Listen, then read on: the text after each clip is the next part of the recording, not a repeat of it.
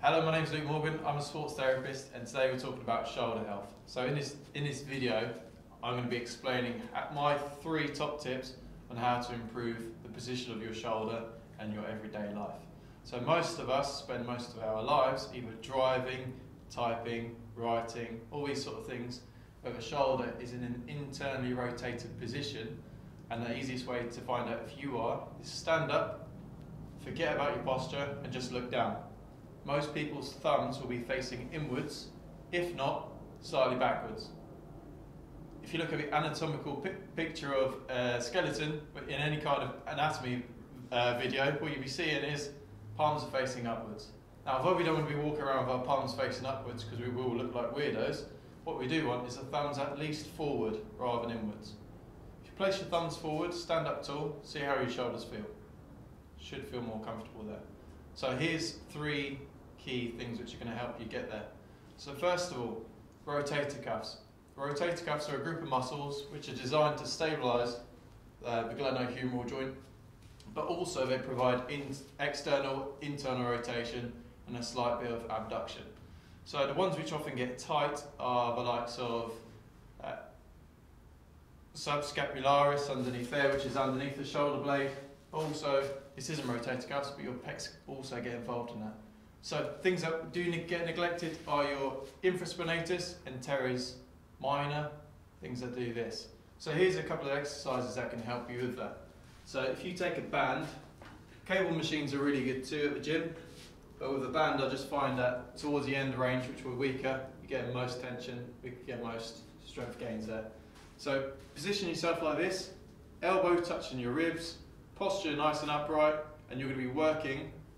Feel the muscles in the back of your shoulder and turn outwards.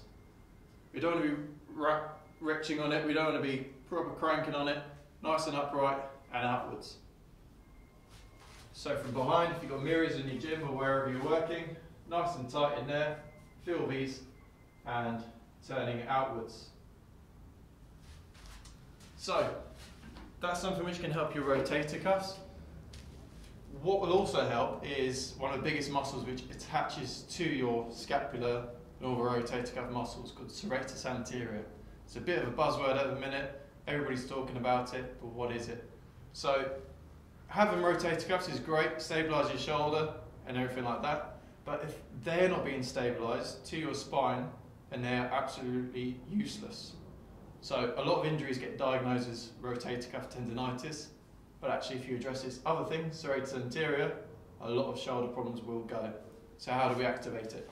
So if you can get yourself in a position, either on a pull-up bar, but we're using this is an easier option, kneel yourself down, get a resistance band, nice and high, and what we're looking to do is depress the shoulders.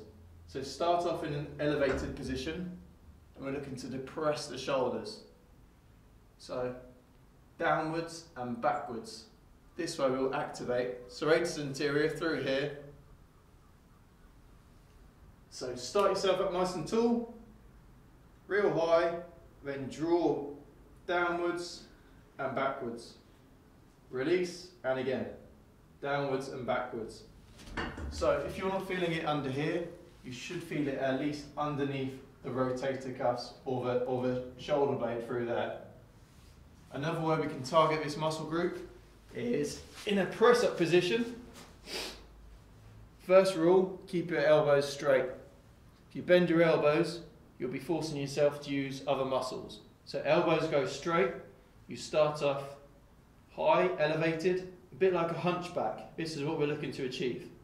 And all you're going to do is drop your whole body to the floor, making sure your elbows are remaining straight.